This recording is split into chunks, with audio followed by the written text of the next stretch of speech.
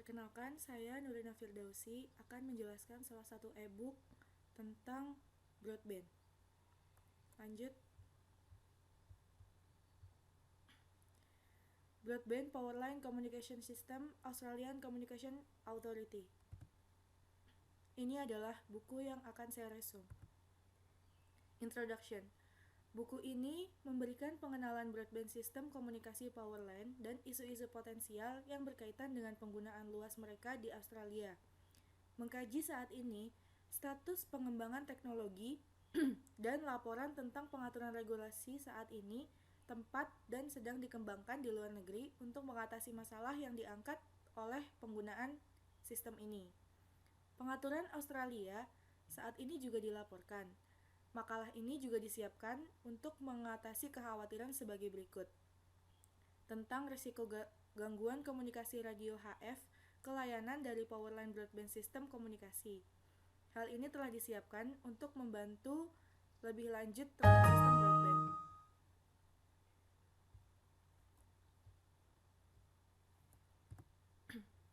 Sistem komunikasi broadband Powerline juga dikenal sebagai Powerline Telekomunikasi PLT System atau Broadband Powerline atau BPL System.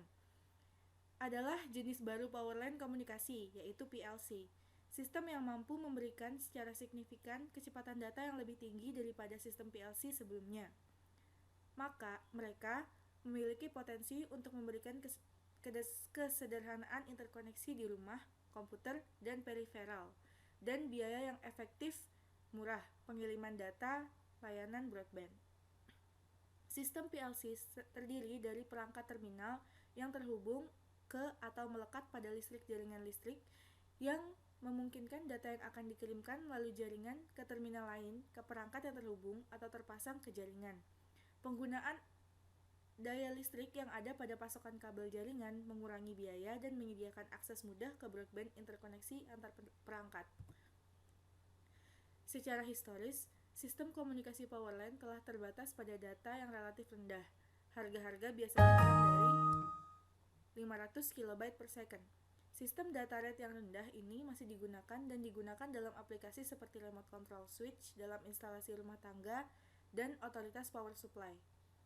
Contoh sistem kontrol alat include domestic, sistem kontrol pasokan air panas, off-peak dan catu daya kontrol otoritas beralih halaman, dan sistem pemantauan.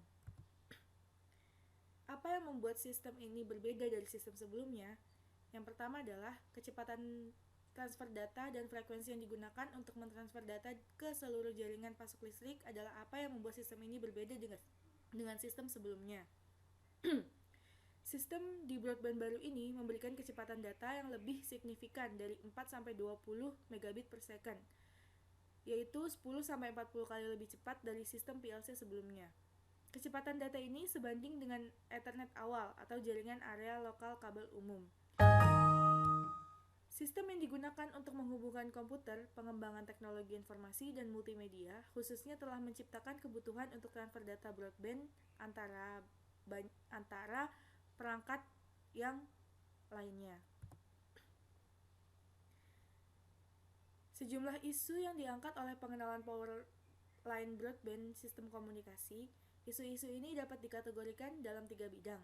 Yang pertama adalah kompatibilitas antara jaringan publik dan swasta, isu-isu kebijakan telekomunikasi, dan masalah komunikasi radio interferensi. Bagaimana mengatur Powerline Communication Technology yang sudah ada di Australia?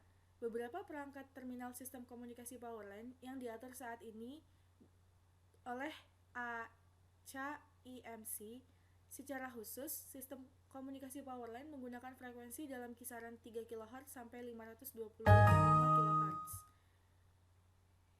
yang harus memenuhi 2 standar. Yang pertama, IN 50065-1. Signaling pada instalasi listrik tegangan rendah di frekuensi kisaran 3 Hz sampai 148,5 kHz part 1 atau IEC 61000-3-8.